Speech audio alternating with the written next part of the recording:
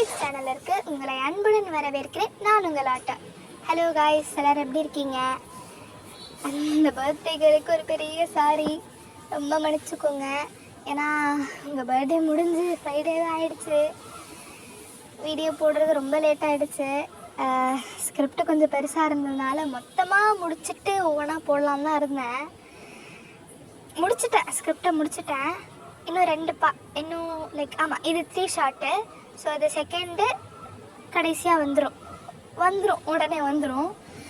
Okay, உடனே வந்துருமான்னு தெரில, ஆனால் வரும் கண்டிப்பாக வரும். அப்புறம் இன்னொரு ஆர்எம்க்கு ஒரு ஒன்லைனர் கொடுத்துருந்தாங்க போன வீடியோவில் மறக்குமா மாமா அந்த 1 ஷாட்டுக்கு கொடுத்துருந்தாங்க. அது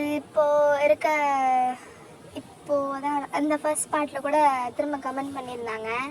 நான் போடுறேன், இந்த எஃப்எஃப் முடிச்சுட்டு அதான் சொன்னேன் இல்லையா, ஒரு 20% தான் கதை இருக்குது, ரெடி பண்ணியிருக்கேன். தரமாக முடிச்சுட்டு செஞ்சு விட்ருவோம். Okay, done. இப்போது சொல்லிட்டேன் நான் அதை. சரி, ஓகே. அப்புறம் இந்த வீடியோ போன வீடியோ ஃபுல்லாக கான்செப்டாக தான் இருந்திருக்கும். எக்ஸ்பிளைன் நிறைய பண்ணியிருப்பேன். ஆனால் இந்த வீடியோ அப்படி இல்லை, கதையாக தான் போகும். ஓகே கைஸ், சரி ஆரம்பிச்சிருவோம். அப்புறம் அந்த ஃபஸ்ட்டு பாட்டு பார்க்கணுன்னா கீழே டிஸ்கிரிப்ஷன் பாக்ஸில் லிங்க் கொடுக்குறேன், பார்த்துட்டு வந்துடுங்க. அதே மாதிரி பின்னாடி சத்தம்லாம் கேட்கும், கண்டுக்காதீங்க. சரி, இப்போ போன வீடியோவில் உங்கள் அப்பா சொல்லியிருப்பார் இல்லையா, போய் கிளம்புன்னு, அத்தோட வாயை பிளந்தது தான். இப்போ அப்படியே அடுத்த சீனில் அரண்மனையில் காட்டுறாங்க. அங்கே ராணி, அதாவது இளவரசரோட அம்மா, இப்போ கொஞ்சம் வயசாகிடுச்சு. அவங்க வெறுன்னு எங்கேயோ அரண்மனைக்குள்ளேயே போகிறாங்க. அவங்கள பின்தொடர்ந்து 5-6 மெய்டும் வராங்க. ஆனால் ராணியோட வேகத்துக்கு எவனாலையும் எடு கொடுக்க முடியல. பக்கத்தில் இருக்க மெய்ட் கூட சொல்கிறாங்க, ஆமாம்மா பொறுமையாக போங்கம்மா, நீங்கள் இப்படி வேகமாக நடக்கக்கூடாதும்மா. பாருங்க, எல்லோரும் பார்க்குறாங்க, ராணி இப்படி ஓடுறது யாரும் விரும்ப மாட்டாங்கம்மா. அவங்க யார் சொல்கிறதையும் கேட்கல, அவங்க பாட்டு எங்கேயோ போகிறாங்க. அப்போ வழியில் ராஜமாதா நிறுத்தி, ராணி எங்கே எவ்வளோ வேகமாக போகிறாங்க? ராஜமாதாவை பார்த்த பிறகுதான் ராணி நிற்கவே செய்கிறாங்க. ராஜமாதா யாருன்னா ராஜாவோட அம்மா, அதாவது இளவரசரோட பாட்டி. இப்போ ராஜமாதாவை பார்த்துட்டு ராணி ஒரு பெரிய வணக்கம் வைக்கிறாங்க. இந்த கதையில் வணக்கம் வைக்கிறாங்கன்னா கொரியன் கல்ச்சரில் பவ் பண்ணுவாங்கல்ல, அப்படின்னு புரிஞ்சுக்கோங்க. இப்போ ராஜமாதா, ராணி உங்க கூட கொஞ்சம் பேசணும். ஆனால் ராஜமாதா டீ குடிக்கிற இடத்துக்கு வா. ராஜமாதா சொல்லிட்டு ராணியாச்சும் கீனியாச்சும் எவனாக இருந்தாலும் கேட்டுதான் ஆகணும். ஸோ ராணியும் கூட போகிறாங்க. அங்கே அரசவையில் ஒரு சின்ன குளம் மாதிரி இருக்கும், அதை ஒட்டி டீ குடிக்கிற ஸ்பாட் இருக்கும். அங்கே தான் இப்போ ராணியும் ராஜமாதாவும் நேருக்கு நேர் உட்காந்து டீ குடிச்சிட்டு இருக்காங்க. அப்போ ராஜமாதா, எல்லாம் ஞாபகம் இருக்குல்ல? எதை பற்றி ராஜமாதா? கடவுளே, உன் பையன் இளவரசனுக்கு நாளைக்கு பொண்ணு பார்க்க வேண்டிய போட்டி இருக்கு. ஞாபகம் இருக்கு. அதை பற்றி பேச தான் கூட்டிகிட்டு வந்தேன். அதை பற்றி பேச ஒன்றுமே இல்லைனாலும் ராஜமாதா போட்டு கழுத்து அறுக்கிறாங்க. ராணியும் எப்படா போவோன்னு வேண்டா விருப்பாக தான் உட்காந்துருக்காங்க. ஒரு வழியாக பேசி முடித்த பிறகு ராணி திரும்ப விறுவிறுன்னு இளவரசரோட அறைக்குள்ளே போகிறாங்க. சட்டுன்னு கதவை திறந்து பார்த்தா இளவரசர் தளபதி கூட பேசி சிரிச்சிட்டு இருக்காரு. ராணி கதவை சாத்திட்டு உள்ளே வந்து உட்காடுறாங்க. ஜேகே, என்ன உடை இது? பார்க்க பிச்சைக்கார மாதிரி இருக்க, இளவரசர் மாதிரி நடந்துக்கோ. ஆமாம், ஜேகே தான் இளவரசர், கூட இருக்க தளபதி நம்ம ஜெமின். தளபதினா வேற யாரும் இல்லை, இந்த போருக்கெல்லாம் போவாங்கல்ல, அந்த கொரியன் ஆர்மி மொத்தத்தோட கமாண்டர், சீஃப் எது வேணால் வச்சுக்கலாம். அவங்கள தான் தளபதின்னு கூப்பிடுவாங்க. அப்புறம் தளபதி, ஆமாம் ஜெமின்னே கூப்பிடுங்க. சரிடா, உன் துணி ஏன் எப்படி இருக்கு? அதுக்கு ஜேகே சொல்கிறாரு, அது ஒன்றும் இல்லைம்மா, கொஞ்சம் வெளியே போயிட்டு வந்தோம். எத்தனை தடவை சொல்லியிருக்கேன் வெளியே போகாதன்னு, எவ்வளோ சொல்லியும் திருந்த மாட்டல? நீ இளவரசர்ரா, அடுத்த ராஜாவாக போகிற. யார் சொன்னா நான் தான் அடுத்த ராஜான்னு? என்னடா நீ, எத்தனை பேர் நீ ராஜா ஆகணும்னு ஆசையாக காத்திருக்காங்க, இப்படி சொன்னா எப்படி? எல்லாம் ஆண்டவன் கையில் தான் இருக்குது. அவன் யாரை தேர்ந்தெடுக்கிறானோ அவன் தான் அடுத்த ராஜா. அது உங்கள் அப்பா கையிலையும் தான் இருக்குது. மா, எத்தனை தடவை சொல்கிறது அந்த ஆளை பேச்சு இழுக்காதுன்னு? கேட்கவே மாட்டல. ஜேகே, பார்த்து பேசு. அப்புறம் அப்பா, அதுக்கு மேலே இந்த நாட்டோட ராஜாவாது மயிராகுது, பொண்டாட்டி ஒழுங்கா வச்சுக்க தெரியாதவன் என்னமா ராஜாவன்? நான் பிறந்ததுலேருந்து பார்க்குறேன். இது வரைக்கும் அவன் நீ எப்படி இருக்கேனாச்சும் வந்து பார்த்துருக்கானா? புள்ளப்பத்துக்கு மட்டும்தான் வந்திருப்பான். அதுக்கப்புறம் உன் பக்கம் கூட தலை வச்சு படுத்திருக்க மாட்டான். டேய் பின்ன அரசர் தான் சும்மாவா? எவ்வளோ வேலை இருக்கும். அதெல்லாம் நீ அரசராகும்போது தான் புரியும். ஆமாம், புரிஞ்சுட்டாலும் மற்ற கான்சர்ட் ரூமுக்கு மட்டும் போயிட்டு வருவான். உன்னை பார்க்க வர மாட்டானாமா? அதை விடுறா, நான் பேச வந்ததே வேற ஒரு விஷயமா தான். சரி சொல்லுங்க. அது ஒன்றும் இல்லை, நாளைக்கு உனக்கு பொண்ணு பார்க்க போட்டி வச்சுருக்கோம். ஐய, அதுக்கெல்லாம் நான் வர மாட்டேன்ப்பா. உன்னை யார் வர சொன்னா? அதில் ஒரு 10 பொண்ணை தேர்ந்தெடுப்போம், உன்கிட்ட காமிப்போம். அதில் பிடிச்ச பொண்ணை நீ தேர்ந்தெடுத்துக்க. சரி பார்க்குறேன். இப்போ அடுத்த சீனில் போட்டி நடக்கிற இடத்த தான் காட்டுறாங்க. இளவரசரை கல்யாணம் பண்ணிக்க க்யூவில் நின்று வெயிட் பண்ணுறாங்க. அண்ட் இன்னொரு விஷயம் சொல்லணும், பெரிய பெரிய ராஜா ராணி அப்புறம் அவங்க பசங்களோட ஃபேஸ் எல்லாம் யாருக்கும் தெரியாது. அவங்களா எப்பயாச்சும் வந்து நல்லது செய்யும் போதோ இல்லை ஊர்வலம் வரும்போதோ தான் மக்களுக்கு ஓ இவங்க தான் ராணியா, ஓ இவர் தான் ராஜாவான்னு தெரியும். இளவரசரோட மூஞ்சி கூட தெரியாமல் கல்யாணம் பண்ண வெளியூர்ல இருந்தெல்லாம் வராங்க. வரிசையை ஒவ்வொருத்தராக தேர்வு செய்கிறாங்க. அதில் நீங்கள் விருப்பமே இல்லாமல் தான் கலந்துக்கிறீங்க. சரி, எப்படியும் நம்மளை தேர்ந்தெடுக்க மாட்டாங்கன்னு தான் போகிறீங்க. அதில் ஒரு 5 ரவுண்டு இருக்கும். கடைசி ரவுண்டில் தான் இளவரசராக வந்து பொண்ணை செலக்ட் பண்ணுவார். ஃபஸ்ட்டு செகண்ட் ரவுண்ட்லேயே பாதி பொண்ணுங்களை துரத்தி விட்டானுங்க. ஆனால் இங்கே அதிசயம் என்னென்னா, நீங்கள் 3rd and 4th ரவுண்டுக்கெல்லாம் தாக்கு பிடிச்சிட்ருக்கீங்க. ஆனால் இதில் கொஞ்சம் கூட விருப்பமே இல்லை. இந்த போட்டியில் சமைக்க தெரியுமா, ஆட தெரியுமா, பாட தெரியுமான்னு மட்டும் கேட்கல, முக்கியமாக அறிவை தான் செக் பண்ணுறாங்க. ஏன்னா இவங்க நாளை பின்ன ராணியானா அதுக்கான குவாலிஃபிகேஷன்லாம் இருக்கணும்ல. ஸோ மொத்த ஹிஸ்ட்ரியும் கிளறானுங்க. அடுத்த சீனில் கட் பண்ணால் நீங்கள் சோகமாக உங்கள் வீட்டில் உட்காந்து சாப்பிட்டுட்டு இருக்கீங்க. அவ்வளோதான், போச்சு போல தூக்கிட்டாருங்கன்னு தான் நினைக்கிறேன். அதே மாதிரி எதிர்க்க உங்கள் அம்மா அப்பாவும் சோகமாக தான் சாப்பிட்டுட்டு இருக்காங்க. என்ன ஆச்சுன்னா, அங்கே அரண்மனையில் சும்மாவே என்ன பண்ணாலும் நோட்டு சொல்வாங்க. அதே மாதிரி இளவரசருக்கு, அதாவது ஜேகேக்கு பொண்ணு பார்க்குறத கேள்விப்பட்ட ஒரு சில மினிஸ்டர்ஸ், அது எப்படி அடுத்தா யார் அரசராக போகிறாங்கன்னே தெரியாமல் இளவரசருக்கு கல்யாணம் பண்ணி வைக்கலாம். அது மட்டும் இல்லாமல் இளவரசரோட அண்ணன் லேடி மினாவோட பையனுக்கே கல்யாணம் பண்ணுறதுக்கு முன்னாடி சின்ன பையனுக்கு கல்யாணம் பண்ணுவீங்களா? இன்னும் ஒரே சண்டை. ஸோ அந்த பொண்ணு பார்க்குற காம்படிஷனை நிறுத்தி வச்சுருப்பாங்க. அடுத்த ராஜாவுக்கு முடிசூட்டின பிறகு தான் இந்த போட்டியை திரும்ப கண்டினியூ பண்ணுவாங்க. ஸோ அதுக்காக தான் எல்லா பொண்ணுங்களையும் வீட்டுக்கு அனுப்பி விட்டுருப்பாங்க. நீங்கள் என்னடா நம்ம ஃபர்ஸ்ட் ரவுண்ட்லேயே வெளியே வந்துடுவோன்னு பார்த்தா கடைசி ரவுண்டு வரைக்குமே வந்துட்டோம். அப்போ நம்ம கனவெல்லாம் கலைஞ்சிருச்சா, அவ்வளோதான் நம்மளை முடிச்சு விட்டாங்க போங்கங்கிற மாதிரி தான் இருக்குது. ஆனால் உங்கள் அம்மா அப்பா ஏன் சோகமாக இருக்காங்கன்னா, என்னடா இவனுங்க உடனே போட்டியை முடிச்சுட்டு அங்கேயே வச்சுருப்பானுங்கன்னு பார்த்தா திரும்ப அனுப்பி விட்டாங்க, என்ன சோகமாக இருக்காங்க. இப்போ அரண்மனையில் காட்டுறாங்க, அடுத்த ராஜாவை தேர்ந்தெடுக்க போகிறாங்கன்னா கொஞ்சம் மனஸ்தாபங்கள்லாம் இருக்கத்தானே செய்யும். ஸோ இளவரசர்களுக்குள்ளே இருக்கிற வன்மத்தை விட அவங்களோட அம்மா கான்சர்ட்ஸ் அண்ட் ராணிக்குள்ளே இருக்க வன்மம் தான் ஜாஸ்தியாக இருக்குது. அங்கே லேடி மீனா மாதிரியே நிறைய கான்சர்ட்ஸ் இருப்பாங்க. அதில் ஒரு சில கான்சர்ட்ஸ்க்கெல்லாம் அவங்க பையன் ராஜாவாக மாட்டாங்கன்னு முன்னாடியே தெரிஞ்சு போச்சு போல். ஸோ அரண்மனையில் எல்லாரும் ஒன்று நம்ம ராணியோட பையன் ஜேகே ராஜாவாகணும், இல்லைன்னா லேடி மினாவோட பையன் கிம் ராஜாவாகணுன்னே முடிவு பண்ணிட்டாங்க. ஸோ நமக்கு எதுக்கு வம்பன ஒரு சில கான்சர்ட்லாம் லேடி மினாக்கும் இன்னொரு சில கான்சர்ட்லாம் ராணிக்கும் ஜால்ரா அடிக்கிறாங்க. கொஞ்ச நாளாகவே அரண்மனையில் இந்த மாதிரி சண்டை சச்சரவா வன்மத்தை கக்கிட்டு தான் இருக்காங்க. இப்போ யார் அடுத்த ராஜாவாக ஆக போகிறாங்கன்னு அனௌன்ஸ் பண்ணுற நாளும் வந்துருச்சு. எல்லாரும் உயிரை கையில் வச்சுட்டு தான் சுற்றுறானுங்க. இப்போ லாஸ்ட் மினிட்டில் திக்னு இருக்கும்போது ராஜாவோட பேரை சொல்கிறாங்க. எஸ், நீங்கள் எதிர்பார்த்தது தான், நம்ம ஜேகே தான். ஒரு பக்கம் ராணிக்கு ஜால்ரா அடிக்கிற டீம் எல்லாம் குஷியில் குதிச்சிட்ருக்காங்க. ஆனால் இன்னொரு பக்கம் லேடி மினாவோட டீம் ஆளுங்கெல்லாம் சரி காண்டில் இருக்கானுங்க. என்னதான் லேடி மினா கான்சர்ட்டாகவே இருந்தாலும் அவங்க கிட்ட ராணிக்கு ஈக்குவலான பவரும் பதவியும் இருக்குது. சொல்ல போனால் எல்லா நாட்டு கவர்னரும் லேடி மினாக்கு தான் சப்போர்ட் பண்ணுவாங்க. ஆனால் எப்படியோ ராணியோட இன்ஃப்ளூயன்ஸ் வச்சு ஜேகே ராஜாவாகிட்டாரு. அவங்க இன்ஃப்ளூயன்ஸால் மட்டும் இல்லை, ஜேகேக்கு அந்த தகுதி இருந்ததுனால தான் அவர் அரசராக இருக்காரு. இப்போ கொஞ்ச நாளில் ஜேகேக்கு முடிசூட்டும் விழாவும் கோலாகலமாக நடக்குது. ஜேகே அரியணையில் உட்கார்ந்தது தான் இந்த பிரச்சனை அந்த போர் இந்த கலவரம் அந்த போராட்டம்னு ஒரே தலைவலியாக தான் இருக்குது. இதுக்கு நடுவில் ராஜாக்கள் எப்படி நடந்துக்கணும்னு கிளாஸ் வேற. சரியா அம்மா கிட்ட கூட பேச முடியல. அப்போ ஒரு நாள் ஒரு சர்வெண்ட், ஐயா உங்களை அம்மா கூப்பிட்டு விட்டாங்க. அம்மாவா? ஆமாங்கய்யா, ராணி தான் வர சொன்னாங்க. சரி கொஞ்சம் வேலை இருக்குது, அப்புறம் வரேன்னு சொல்லு. இல்லைங்கய்யா அம்மா, நீங்கள் இப்போவே வரலன்னா அவங்க இங்கே வந்துடுவாங்கன்னு கத்திட்டு இருந்தாங்க. அவங்களுக்கு என்னதான் இப்போ பிரச்சனை? சரி வரேன் போ. இப்போ ஜேகேவும் ராணியை தேடிட்டு வராரு.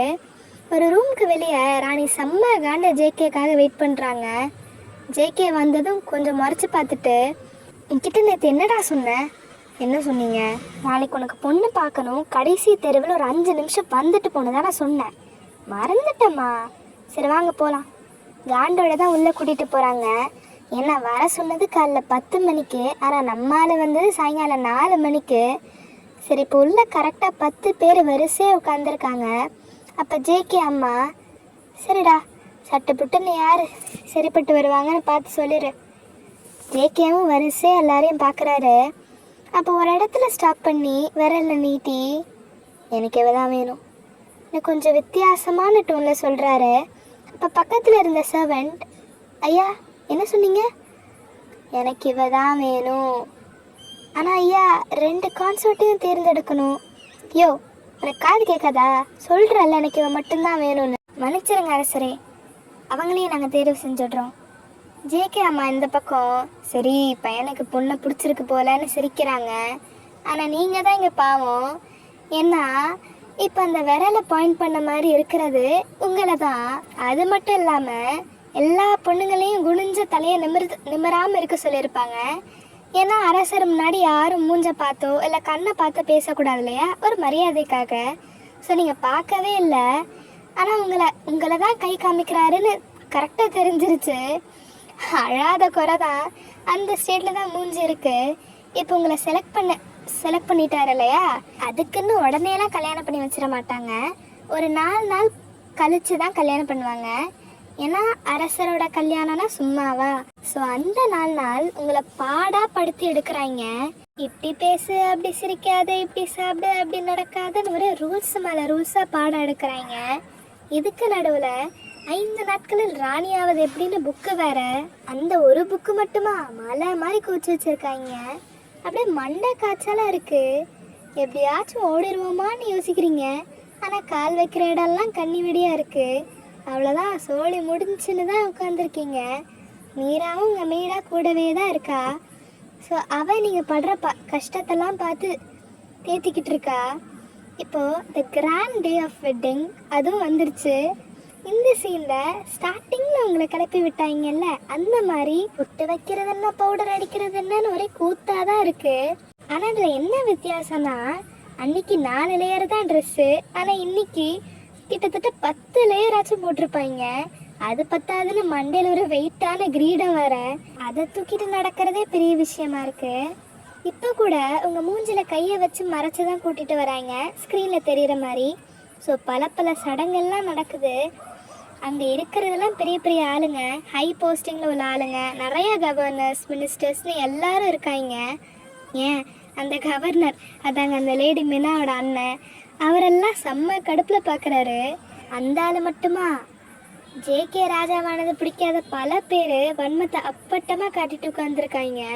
இப்போ கடைசியாக எல்லாருக்கும் முன்னாடியும் அரசரும் ராணியான நீங்களும் எதிர்க்க உட்காந்து வணக்கம் வைக்கணும். அப்புறம் உங்களுக்கு அரசரோட கல்யாணம் ஆகிடுச்சுன்னா நீங்கள் தான் ராணி. ஸோ இதுக்கு முன்னாடி இருந்த ராணி நம்ம ஜேகேயோட அம்மா ராஜா மாதாவாகிடுவாங்க. அப்போ ஏற்கனவே இருந்த ராஜா மாதா என்ன ஆனாங்கலாம் கேட்கக்கூடாது. சரி, ஆனால் இப்போ வரைக்கும் உங்களால் அரசரோட மூஞ்சை பார்க்கவே முடியல. நீங்கள் பார்க்குற நிலமையிலையும் இல்லை, கடமைக்கு தான் சொல்கிறதெல்லாம் செய்கிறீங்க. இப்போ ஜேகே தான் முதல்ல பவ் பண்ணுறாரு. இப்போ நெக்ஸ்ட் உங்களை பவ் பண்ண சொல்கிறாங்க. இது முடிஞ்சிருச்சுன்னா அஃபீஷியலாக 2 பேரும் ஹஸ்பண்ட் அண்ட் ஒய்ஃப் ஆகிடுவீங்க. இதெல்லாம் உண்மைன்னு நினச்சிக்காதீங்க, நான் சும்மா சொல்கிறேன். ஸோ நீங்களும் அவ்வளோதான் நம்மளை முடிச்சு விட்டாங்க போங்கங்கிற மாதிரி தான் குனிறீங்க. இரும்பாய்ங்கிற மாதிரி உங்களை எழுப்பி விட்டு நிமிர்ந்து பார்க்க சொல்கிறாங்க. அப்போ தான் முதல்ல அரசரை பார்க்குறீங்க. அது ஜேகே என்னதும் அதிர்ச்சியில் உறைஞ்சு போய் நிற்கிறீங்க. அப்படியே பின்னாடி லவ் சாங்லாம் ஓடுது.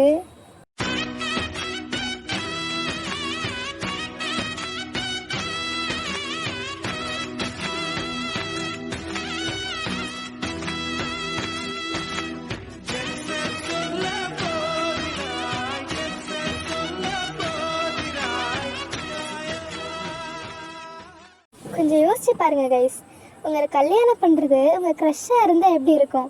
இப்போ கனவை கிடச்சிருங்க, ஏன்னா அது எப்படியும் நடக்க போகிறதில்ல. சரி, இப்போ அந்த அளவுக்கு சந்தோஷத்தில் மிதக்குறீங்க.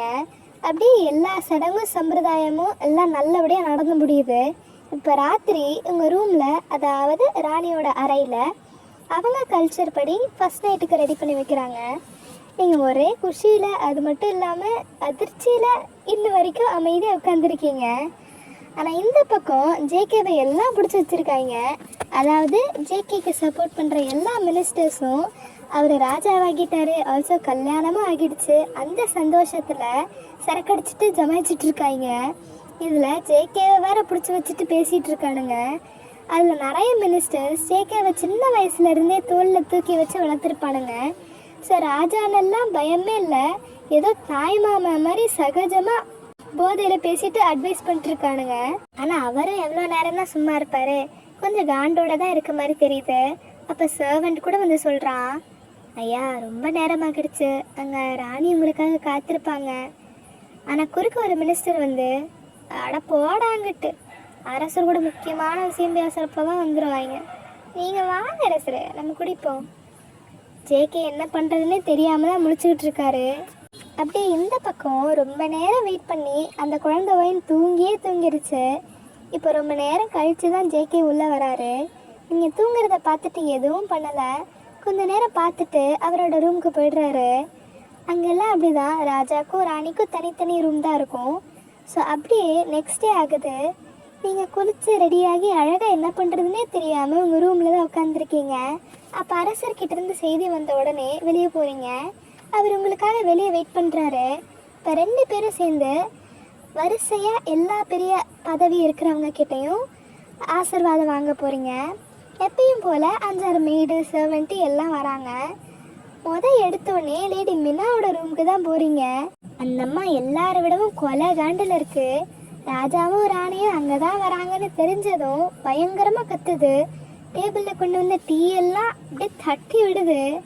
என்ன தைரியம் இருந்தால் முதல்ல என்கிட்ட ஆசீர்வாதம் வாங்க வருவான். என்கிட்ட பம்பு இழுக்காமல் அவனால் தூங்கவே முடியாதுல்ல. அவங்க வரவே கூடாது, உள்ளே சேர்க்காதீங்க. என் பையன் அங்கே இருந்திருக்கணும், ஆனால் அவன் அங்கேருந்து வெறுப்பித்திட்டே இருக்கான். அந்த அம்மா செம்ம காண்டில் கத்துது. அப்போ அவங்க கூட ஒரு வயசான மெய்ட், ரொம்ப வயசாகலை, அவங்க தான் லேடி மினாவை எதையோ சொல்லி சமாதானப்படுத்துகிறாங்க. இப்போ கொஞ்ச நேரம் கழித்து 2 பேரும் உள்ளே வரீங்க. வந்து 2 பேரும் சேர்ந்து வணக்கம் வைக்கிறீங்க. அவங்களுக்கு காண்டா இருந்தாலும் அமைதியாக தான் உட்காந்துருக்காங்க. இப்போ அவங்களாவே பேச ஆரம்பிக்கிறாங்க. ஆனால் அவங்க பேசுகிறதெல்லாம் பொலிர்னு கண்ணத்தில் விடலாமான்னு தான் தோணுது. ஆனால் என்ன பண்ணுறது, கான்சர்ட் ஆச்சே. ஆமாம், அப்புறம் உனக்கு கேள்விப்பட்டேன், உண்மையா நேற்று நீ ராணியோட ரூம்குள்ளே போகலையாமே? இவ்வளோ நேரம் அமைதியாக இருந்த நீங்கள் இதை கேட்ட உடனே செம்ம ஷாக்கு. ஏன்னா ராஜா அவங்க ரூம்குள்ளே வரலன்னா அது ஒரு அசிங்கம். அதுவும் ஃபஸ்ட் நைட் அன்னைக்கு வரலன்னா அதுக்கு மேலே கேவலம். அந்த அம்மாவுக்கு எங்கே வத்தி வச்சா வெடிக்கும்னு கரெக்டாக தெரிஞ்சிருக்கு போல. அப்போ ஜேகே தான் பதில் சொல்கிறாரு, உங்கள் சர்வெண்ட் உங்களுக்கு வேலை செய்கிறத விட எங்கள் ரூமை தான் அதிகமாக நோட்டை விடுறாங்க போல, பார்த்து சூதானமாக இருந்துக்க சொல்லுங்கள். அப்புறம் அரசரோட ரூமை எட்டி பார்த்துட்டாங்கன்னு ஏதாவது தண்டனை கொடுத்துட்டு போகிறாங்க. அப்போ நீங்கள் நிலைமையை கொஞ்சம் சமாளிக்கிற மாதிரி. நீங்கள் கவலைப்படாதீங்கம்மா, அரசர் அறையை விட்டு போனாரு தான், ஆனால் கொஞ்ச நேரத்தில் திரும்பி வந்துட்டார். நிஜமாக தான் சொல்கிறீங்கண்ணா? ஆமாங்கம்மா, நீங்கள் எதுவும் அதை நினச்சி கவலைப்படாதீங்க, அது தவறான செய்தியாக இருக்கும். நீங்கள் இவ்வளோ பக்குவமாக பேசுகிறத பார்த்து ஜேகேவே ஷாக் ஆகுறாரு. சரி, பசங்க ஆசீர்வாதம் வாங்க வந்திருக்காங்க, எதுவும் கொடுக்காம போனால் அவங்களுக்கு தான் அசிங்கம்னு ஒரு ஃபார்மாலிட்டிக்காக ஒரு கிஃப்ட்டை கொடுக்குறாங்க. இப்போ ஆசீர்வாதம்லாம் வாங்கிட்டு வெளியே வரீங்க. அப்போ ஜேகே, அவங்க பேசுகிறதெல்லாம் நீ எதுவும் பெருசாக எடுத்துக்காத, அவங்க எப்பவுமே அப்படி தான். அதுக்கப்புறம் அவங்க கொடுத்த பரிசை தூக்கி போட்டுரு, கண்டிப்பாக அதை வெள்ளங்கமாக தான் இருக்கும் சொல்லிட்டு அவர் பாட்டுக்கு போய்ட்றாரு. உங்களை பேசுகிறதுக்கு கூட விடாமல் அப்படியே கிளம்பிடுறாரு. அப்படியே டேஸ் பாஸ் ஆகுது. நம்ம பையன் இப்போல்லாம் ரொம்ப பிஸியாக தான் இருக்கான். உங்களை வந்து பார்க்கறதுக்கு கூட நேரம் இல்லை போல், ஒரே வேலை வேலைன்னு தான் சுற்றுறான். அதுக்குன்னு ரொம்ப நாள்லாம் ஆகலை, 2 நாள் தான் ஆச்சு கல்யாணமாகி. ஆனால் கல்யாணமாகி 2 நாள் கூட ஆகலை, அதுக்குள்ளே அரசர் வேலைக்கு போக ஆரம்பிச்சிட்டாரு. பாவம் ராணின்னு ஒரே ரூமர்ஸாக ஸ்ப்ரெட் ஆகுது. சரி, அவரை இதுக்கு மேலே நம்ப முடியாது, நாமளே போய் பேசிடுவோன்னு நீங்கள் ஒரு முடிவில் இருப்பீங்க. 2 நாளாக ரூம்குள்ளேயே இருந்து போர் அடித்ததுனால நீங்களே ஜேகேவை மீட் பண்ணலாம்னு கிச்சனுக்கு போகிறீங்க. ஏன்னா சும்மா போனால் உள்ளே விட மாட்டாங்க, நம்ம எதாவது சாக்கு சொல்லிட்டு போகலான்னு முதல் தடவையாக அரண்மனையில் இருக்க கிச்சனில் போய் சமைக்கிறீங்க. மீராவோட ஹெல்ப்பில் தான். அங்கே இருந்தவங்க எல்லாம் நாங்களே பார்த்துக்குறோம் ராணி, நீங்கள் போய் ரெஸ்ட் எடுங்கன்னுலாம் சொல்கிறாங்க. ஆனால் நீங்கள் வம்படியாக ஏதோ சூப் செய்கிறீங்க. சரி, கொஞ்ச நேரத்தில் செஞ்சு அவரோட ரூமுக்கு எடுத்துகிட்டு போகலான்னு போகிறீங்க. அப்போ வழியில் காவலாளி நிறுத்தி, ராஜா இப்போ பிஸியாக இருக்காரு, இப்போ உள்ளே போக முடியாது அப்படின்னு சொல்லி சூப்பை மட்டும் எடுத்துகிட்டு போயிடுறானுங்க. நீங்கள் செம்ம காண்டில் திரும்ப வரீங்க. மீரா தான் சமாதானப்படுத்துகிறா. ரைட்ரா, இன்றைக்கி நம்ம ராஜாவை பார்த்தே ஆகணும்னு ஃபுல் ஃபோர்ஸில் மீரா கூட பிளான் போடுறீங்க. அது ஒன்றும் அவ்வளோ பெரிய பிளான்லாம் இல்லை. ராஜா குளிக்கிறப்போ வெளியே நிறைய காவலாளிங்கள்லாம் இருக்க மாட்டாங்க. அந்த நேரத்தில் மட்டும்தான் ராஜா தனியாக இருப்பார். ஐ மீன் நிறைய பேர் இருக்க மாட்டாங்க. சரி, அந்த நேரத்தை பயன்படுத்தி இன்னைக்கு எப்படியாச்சும் பேசிட்டணும்னு பிளான் பண்ணுறீங்க. ஸோ அதுக்காக வெயிட் பண்ணுறீங்க. இப்போ அந்த கேப்பில் மீராவை காட்டுறாங்க. அவள் ஜிம்மினை பார்த்தப்பவே லைட்டாக கவிழ்ந்த மாதிரி தான் தெரியுது. ஆல்சோ நீங்கள் அன்னைக்கு அந்த கொண்ட ஊசிக்கு எக்ஸ்ப்ளனேஷன் கொடுத்த பிறகும் வேணுனேவா இல்லை பிடிச்சிருந்துச்சுங்கிறதுனாலேயே தெரியல, மண்டையில் மாட்டிருக்கா. ஆல்சோ ஜேகே தான் ராஜான்னு தெரிஞ்சிருச்சு. அப்போ ஜிம்மனும் அரண்மனையில் தானே இருப்பார். எப்படி நம்ம அவரை ஃபேஸ் பண்ண போகிறோன்னு தெரியாமல் முடிச்சுக்கிட்டு இருக்கா. சரி, இப்போ ராணிக்கு இன்ஃபர்மேஷன் போயிடுச்சு. அதாவது உங்களுக்கு ராஜா இப்போ குளிக்க போயிட்டாருன்னு தெரிஞ்சிருச்சு. ஸோ மீராவை மட்டும் கூட்டிகிட்டு யாருக்குமே தெரியாமல் கிளம்புறீங்க. நமக்கு என்ன இது புதுசா, ஏற்கனவே எத்தனை தடவை எகிரி குதிச்சு வந்திருக்கோம். ஸோ அசால்ட்டாக ராஜா குளிக்கிற இடத்துக்கு போகிறீங்க. வழியில் பார்த்தா நம்ம தளபதி எங்கேயோ போகிறாரு. அதாங்க நம்ம ஜிம்முன்னு. நீங்கள் சும்மா போகிறவனை நிப்பாட்டி உதவி செய்ய கேட்குறீங்க. நீங்கள் ஜிம்முனை கூப்பிட்டதும் நான் எங்கிட்ட ஆச்சும் போயிடவான்னு மீரா யூட்டன் எடுக்கிறா. ஆனால் நீங்கள் அவளையும் சேர்த்து கூட்டிகிட்டு போகிறீங்க. ஜிமனும் சரி, ராணி கேட்குறாங்களே, ஏற்கனவே மீட் பண்ணியிருக்கோம், ஹெல்ப் பண்ணுவோன்னு தான் வராரு. இப்போ அவர் தான் அங்கே வெளியே இருந்த காவலாளியை துரத்தி விடுறாரு. நீங்களும் தேங்க்ஸரா தம்பின்னு மீராவை வெளியே அவரோடே யாராச்சும் வராங்களான்னு பாருங்கன்னு சொல்லிட்டு உள்ளே போகிறீங்க. உள்ளே யாரும் இல்லை, ஜேகே மட்டும் தனியாக பாண்டு மாதிரி இருக்குது, அங்கே குளிச்சிட்ருக்காரு. நீங்கள் உள்ளே வரதை பார்த்த ஜேகே, ராணி நீங்கள் என்ன பண்ணுற? நீங்கள் ஜேகேவை ஹாஃப் நேக்கடாக பார்த்த பிறகு மூஞ்சி தக்காளி பழம் மாதிரி செவந்துருச்சு. ராணி, உன்னை தான் கேட்குறேன், நீங்கள் என்ன பண்ணுற? அது உங்களை பார்க்க தான் வந்தேன். என்ன பார்க்கவா? ஆமாம், 2 நாளாக நான் பார்க்க கூட வரலை. எல்லாரும் என்னென்னவோ பேசுகிறாங்க. எனக்கு உங்களை பார்க்கணும் போல இருந்துச்சு, அதான் வந்தேன். அவருக்கு நீங்கள் சொல்கிறதெல்லாம் சிரிப்பாக தான் வருது. கொஞ்சம் கண்ட்ரோல் பண்ணிவிட்டு, சரி அதுக்கு எதுக்கு இங்கே வந்த? உங்களை பார்க்கலான்னு சூப் எடுத்துகிட்டு ரூமுக்கு வந்தேன். ஆனால் அங்கே உள்ளே வரக்கூடாதுன்னு சொல்லிட்டாங்க. ஓ சரி, நீ வெளியே வெயிட் பண்ணு, நான் வரேன். இல்லை, நான் இங்கே போக மாட்டேன். அப்புறம் இங்கே உட்காந்து பார்க்க போறியா? அதுக்கு தானே வந்திருக்கேன். இல்லை, நான் இங்கே திரும்பி நிற்கிறேன், நீங்கள் முடிச்சுட்டு வாங்க சொல்லிட்டு திரும்பி நிற்கிறீங்க. என்னவோ பண்ணு போ அப்படின்ட்டு அவரும் விட்டுறாரு. இப்போ வெளியே ஜிம்மனையும் மீராவையும் காட்டுறாங்க. அவர் ஸ்டார்டிங்கில் யாரா அந்த பொண்ணு நுணுக்கு விட்டுருப்பாரு. யாருன்னு தெரிஞ்சதும் எதுவும் பேசலை, அமைதியாக தான் இருக்காரு. ஆனால் இங்கே மீராக்கு ஒரே ஷையாக இருக்குது. ஆல்சோ மண்டேல அவர் கொடுத்த கொண்ட ஊசியை தான் நான் யூஸ் பண்ணியிருப்பா. ஸோ கொஞ்சம் ஆக்வர்டாக ஷையாக இருக்குது. ரொம்ப நேரம் ஆகியிருக்கும். இன்னும் நீங்கள் 2 பேரும் வெளியே வந்த பாடல. ஆனால் இங்கே மீராக்கு ரொம்ப நேரம் ஆன மாதிரிலாம் தெரியல, ஜாலியாக தான் இருக்கா. அப்போ தரையில் அவங்க 2 பேரோட நிழல் தெரியுது. 2 பேரும் கொஞ்சம் கிட்ட தான் நின்று இருப்பாங்க. ஸோ அந்த நிழலில் இன்னும் ஒட்டி நிற்கிற மாதிரி தெரியுது. அதை பார்த்த மீரா லைட்டாக தலையை சாய்க்கிறா. ஸோ அந்த நிழலில் அவள் ஜிம்மனோட தோளில் சாஞ்சிருக்க மாதிரி தெரியுது. அப்போ ஜிம்மன், ஆமாம் நீ எப்பவுமே இப்படி தான் இருப்பியா? மீராக்கு சரி ஷாக்கு. நிழலை பார்த்துட்டாரோன்னு முழிக்கிறா. எப்படி? இல்லை, வந்ததுலேருந்து பார்க்குறேன் ஒரு மாதிரி அமைதியாக அடக்க ஒடுக்கமாக பேசாமே இருக்கியே, அதான் கேட்டேன். மேடுனா அப்படி தானே இருப்பாங்க. யார் சொன்னா? நீ யாராக இருந்தால் உனக்கு பிடிச்சிருக்க மாதிரி இருக்கோ அந்த மாதிரி இரு. ஒருவேளை எனக்கு இதுதான் பிடிச்சிருக்கோ, அதுவும் உனக்கு தான் தெரியும். இதை கேட்டு அவள் லேசாக ஸ்மைல் பண்ணுறா. அழகாக இருக்க. ஆ, அந்த நிலாவை சொன்னாமா? ஓ, இப்போ உள்ள உங்களை காட்டுறாங்க. நீங்கள் செவத்தை பார்த்த மாதிரி நிற்கிறீங்க. திடீர்னு உங்களை ஜிகே பேக் ஹக் பண்ணுறாரு. ஒரு துண்டு மட்டும்தான் கட்டியிருப்பாரு, அப்படியே லேசாக ஈரத்தோடு கட்டி பிடிக்கிறாரு. நீங்கள் பிடிச்சி வச்ச பிள்ளையார் சில மாதிரி நிற்கிறீங்க. இப்போ கொஞ்ச நேரம் கழித்து ஜேகே ட்ரெஸ் எல்லாம் மாற்றிட்டு உங்கள் கூட வெளியே வராரு. சரி, நீ ரூமுக்கு போ. ஆ, ரூம்க்கா? ஆமாம், எனக்கு கொஞ்சம் வேலை இருக்குது. நீங்கள் கொஞ்சம் மூஞ்சி சோகமாக வச்சுட்டு தான் போகிறீங்க. மீரா கூட அமைதியாக ரூமுக்கு போய் படுத்துடுறீங்க. மீராவும் மெய்ட்ஸ்லாம் தங்குற இடத்துல போய் படுத்துடுறா. இப்போ நைட்டு ரொம்ப லேட்டாக ஜேகே உங்கள் ரூம் பக்கம் வராரு. இப்போ நான் தண்ணி குடிக்கலான்னு எந்திரிக்கிறீங்க. அப்போ ஜேகே கதவை திறந்து உள்ளே வராரு. அரசரே, நீங்கள் என்ன இடத்துல இங்கே? ஒரு செகண்ட் கூட வேஸ்ட் பண்ணல. நேராக வந்து அவர் லிப்பை உங்கள் லிப்ஸ் மேலே ப்ளேஸ் பண்ணுறாரு. அத்தோட கிஸ் பண்ண ஸ்டார்ட் பண்ணது தான், விட்டாமல் கிஸ் பண்ணுறாரு. நீங்களும் கூட கோஆப்ரேட் பண்ணுறீங்க.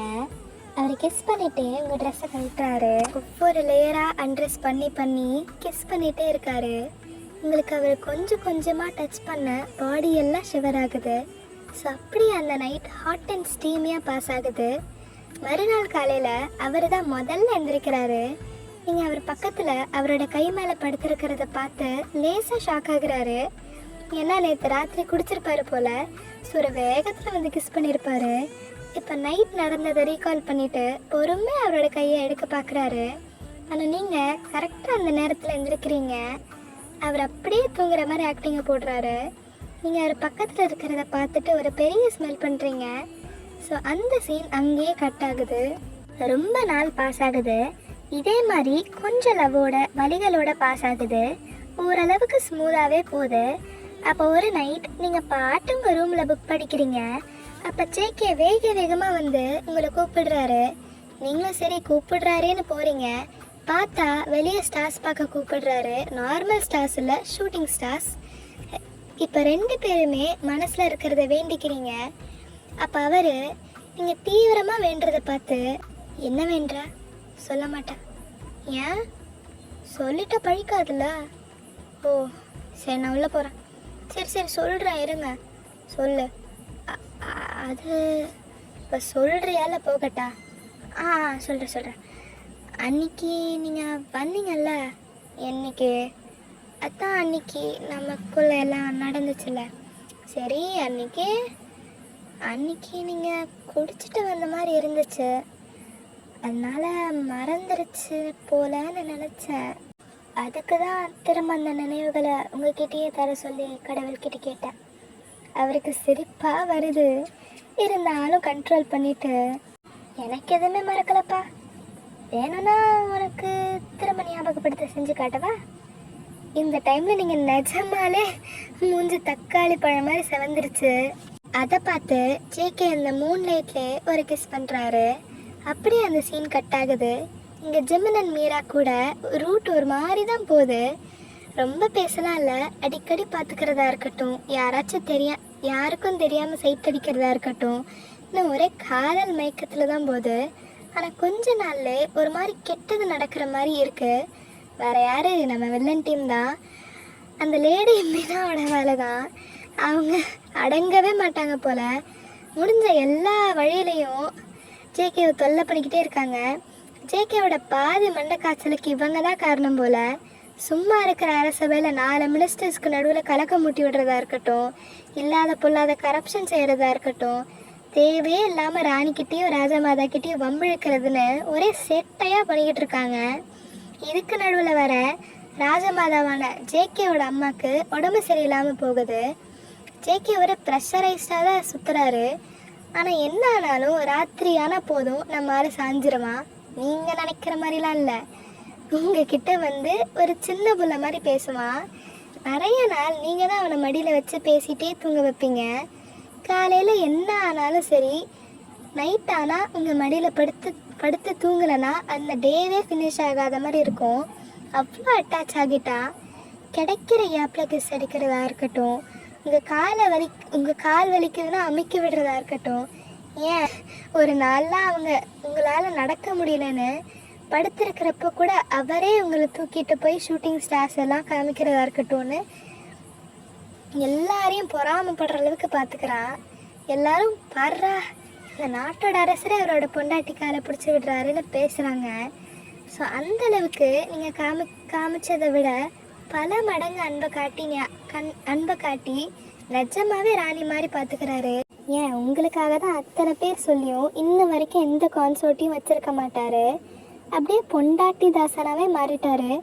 சொல்ல போனோன்னா வெளியே பார்க்க தான் அவர் ஒரு அரசர், ஆனால் நைட்டு உங்ககிட்ட ஒரு குழந்தையாக மாறிடுவார். அதுக்குன்னு குழந்தையாலாம் எப்பயுமே இருக்க மாட்டார். செம்ம ஹாட்டான ஹஸ்பண்டாகவும் இருப்பார். ஓகே, இந்த மாதிரி 2 பேரும் அவ்வளோ காதலோட நாட்களை கழிக்கிறீங்க. ஆனால் இன்னொரு பக்கம் அந்த ராஜாவோட அரியாசனத்தில் உட்கார்ந்த பிறகுதான் ஒரு மாதிரி டிஸ்டர்ப்டாக இருக்க மாதிரி இருக்குது. கொஞ்சம் கொஞ்சமாக அவரோட உடல் நிலைமையும் மோசமாக ஆரம்பிக்குது. இப்போ ஒரு சீனில் பேக் வியூவில் காட்டுறாங்க, ஒரு அம்மாவை கட்டி போட்டு வச்சுருப்பாங்க. ஒரு மெய்ட் தான் அவங்கள எல்லாரும் முன்னாடியும் கட்டி போட்டு எதை பற்றியோ விசாரிக்கிறாங்க. என்னன்னா அந்த அம்மா அரசருக்கே சூனியம் வைக்கிறதா சொல்லி தான் விசாரிக்கிறாங்க. அடுத்த சீனில் அந்த அம்மாவை தூக்கில் போடுறாங்க. என்னன்னா அரசருக்கு சூனியம் வச்சா அவ்வளோதான், சும்மாவே விட மாட்டாங்க. விசாரிக்காமல் ஸ்ட்ரெயிட்டாக தூக்கு தண்டனை தான். ஆனால் கொஞ்சம் பாவப்பட்டு தான் விசாரித்தாங்க. இப்போ அந்த அம்மாவோட மூஞ்சை காட்டுறாங்க. பார்த்தா ஆரம்பத்தில் சொன்னேன்ல, லேடி மீனா கூட ஒரு வயசான மேடு வேலை பார்த்தாங்கன்னு. ஸோ அவங்க தான். ஆனால் லேடி மீனா அப்படியே பிளேட்டை மாற்றி இந்த தேச துரோகியெல்லாம் நான் பார்த்ததே இல்லை, இவ வேணும்னா ராணியோட மேடாக இருக்கலாம் இன்னும் பச்சை போய் பேசுகிறாங்க. இப்போல்லாம் லேடி மீனா எக்ஸ்ட்ரீமுக்கு போயிட்டாங்க. ராஜாக்கு நிறைய சூனியம் வைக்கிறது என்ன, அவர் நல்லா இருக்கக்கூடாதுன்னு பல சடங்கு செய்கிறது என்ன. ஏன் உங்கள் ரூம் கிழக்கு பக்கம் கூட ஒரு சூனிய பொம்மையை புதைச்சி வச்சுருக்காங்க. அதனாலேயே என்னன்னு தெரியல, இவ்வளோ நாள் ஆகியும் உங்களுக்கு குழந்தையே வயிற்றில் தங்கலை. நீங்கள் அதனாலேயே டிப்ரெஸ்டாக தான் இருக்கீங்க. ஸோ ஓகே, அதோட இந்த பார்ட் முடியுது. அடுத்த எபிசோடில் வந்து தட் இஸ் லாஸ்ட் எபிசோடில் வந்து எதுக்கு லேடி மீனா அப்படிலாம் பண்ணுறாங்க, அப்புறம் அவங்க அம்மா சொன்னால வயசான லேடி அவங்க யார், அவங்களோட ஆக்சுவல் பேக்ரவுண்ட்லாம் தெரிய போகுது. அண்ட் ஆல்சோ நீங்கள் எதுக்கு டிப்ரெஸ்டாக இருக்கீங்க, என்ன ஆச்சு, ஸ்ட்ரெயிட்டாக மேட்ருக்கு வருவோம் அடுத்த எபிசோடில். அண்ட் அடுத்த எபிசோட் நீங்கள் பார்க்குறதுனா பாருங்கள், இல்லைன்னா எண்டிங்க நீங்களே எதாவது சொல்லி முடிச்சு விட்டுருங்க. ஏன்னா அது கொஞ்சம் டார்க்காக இருக்க மாதிரி தான் இருந்துச்சு எனக்கு. ரொம்ப சென்சிட்டிவாக இருந்தீங்கன்னா பார்த்துடாதீங்க, கொஞ்சம் கஷ்டமாக தான் இருக்கும். சரி ஓகே, ஏன்னா இந்த 2 எபிசோட் வந்து கொஞ்சம் நல்லா இருந்த மாதிரி இருக்கும், சூப்பராக இருக்கும். லாஸ்ட் எபிசோட் கொஞ்சம் பேட் எண்டிங்காக ஒரு மாதிரி தான் முடியும், மனசே கஷ்டமாக தான் இருக்கும். சரி ஓகே, கொஞ்சம் சீக்கிரமாகவே போட ட்ரை பண்ணுறேன். அப்புறம் இந்த வீடியோவில் என் வாய் ரொம்ப உளறே இருக்கும், ரொம்ப சாரி, கொஞ்சம் முடியலைங்க. Tata bye bye. அத்துடன் உங்களிடமிருந்து விடைபெறுவது உங்கள் ஆட்டர்.